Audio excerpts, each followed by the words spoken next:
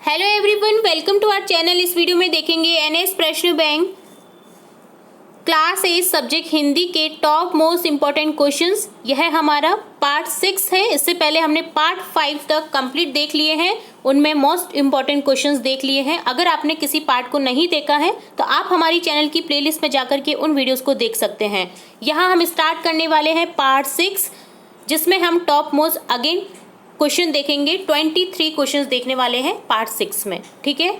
तो यहाँ क्वेश्चन है, निम्नलिखित पद्यांश ध्यान पूर्वक पढ़कर प्रश्नों के उत्तर दीजिए। यहाँ हमें एक पद्य भाग का एक अंश दे रखा है, जिसे पद्यांश बोलते हैं। तो पद्यांश दे रखा है, हमें इसे केयरफुली रीड करना है और इससे रिलेटेड क्वेश्चंस के आंसर करने हैं।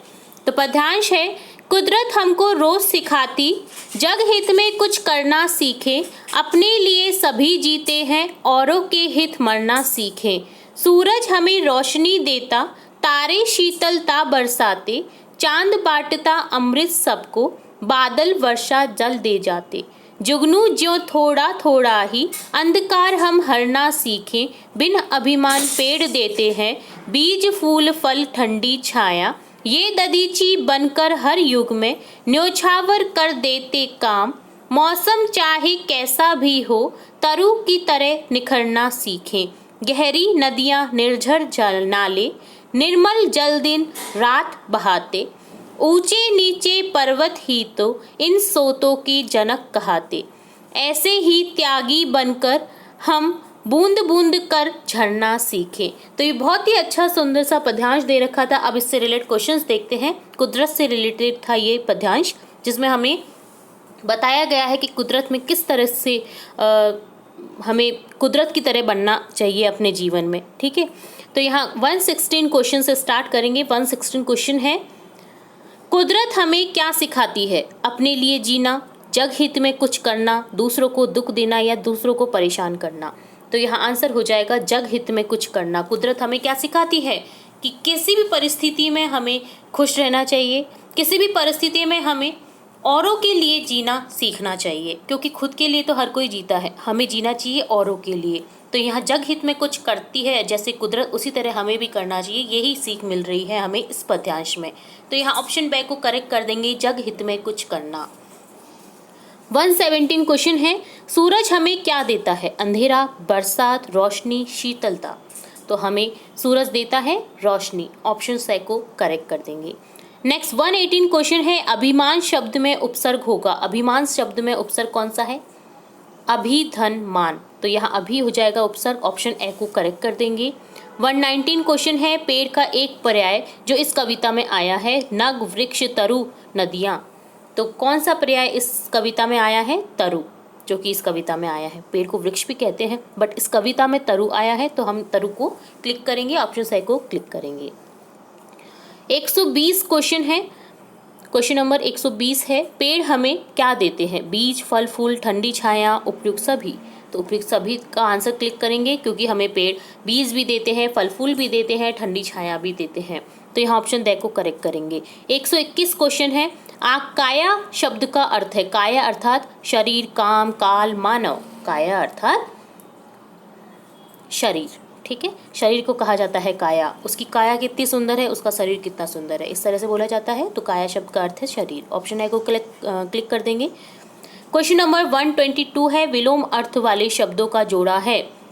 दिए गए शब्दों में कौन सा जोड़ा सही है विलोम अर्थ वाला?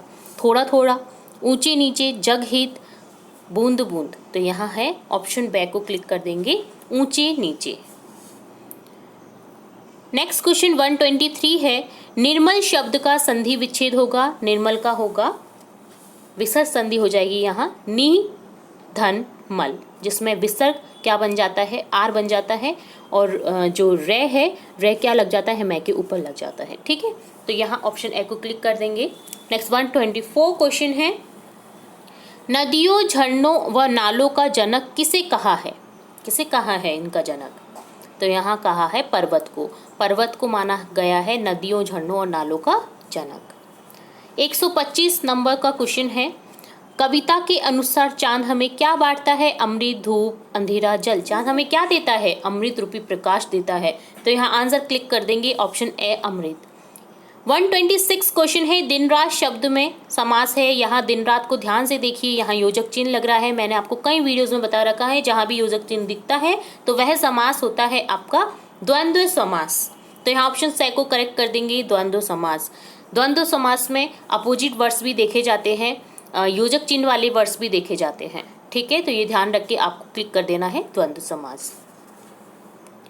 नेक्स्ट क्वेश्चन है, निम्नलिखित पद्यांश ध्यानपूर्वक पढ़कर प्रश्नों के उत्तर दीजिए। यहाँ भी हमें एक पद्यांश दे रखा है जिसे हमें केयरफुली रीड करना है और इससे रिलेटेड क्वेश्चंस के आंसर करने हैं।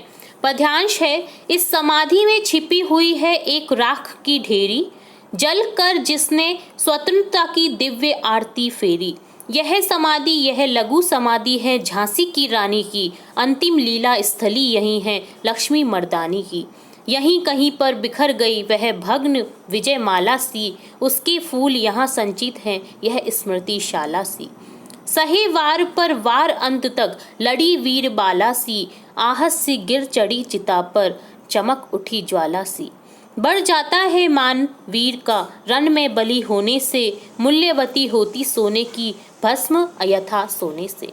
रानी से भी अधिक हमें यह समाधि है प्यारी, यहाँ निहित है स्वतंत्रता की आशा की चिंगारी।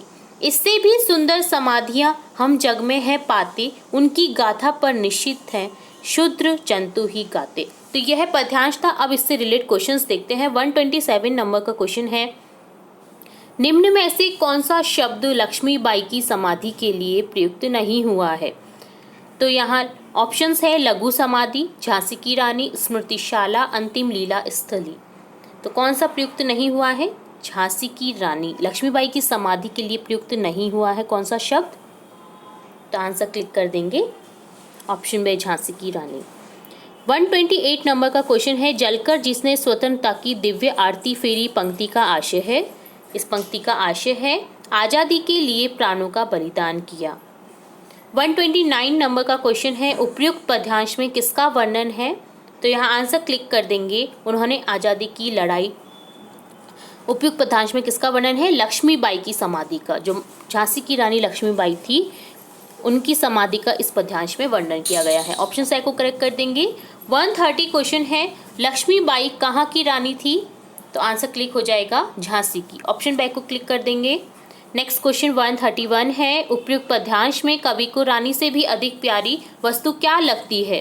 रानी से भी अधिक प्यारी वस्तु लगती है कवि को रानी की समाधि। ऑप्शन से को करेक्ट कर देंगे।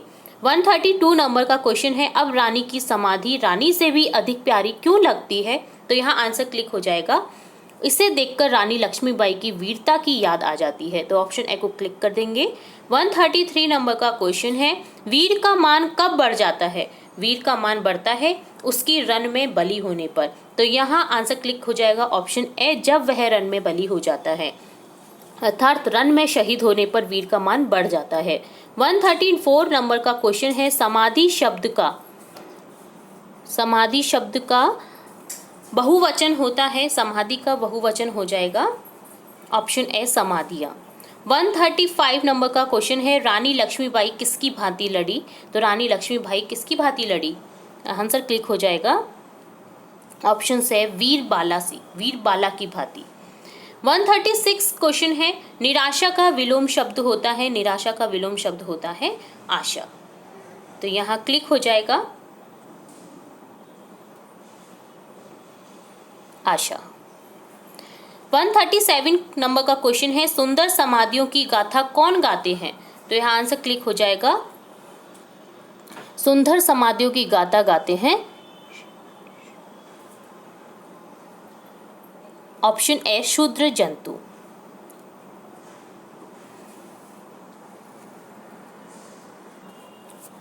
और लास्ट क्वेश्चन 138 है, जो कि इस पार्ट का लास्ट क्वेश्चन है। यहीं कहीं पर बिखर गई वह पंक्ति से आशय है। यहीं कहीं पर बिखर गई अर्थात वीर गति को प्राप्त हुई।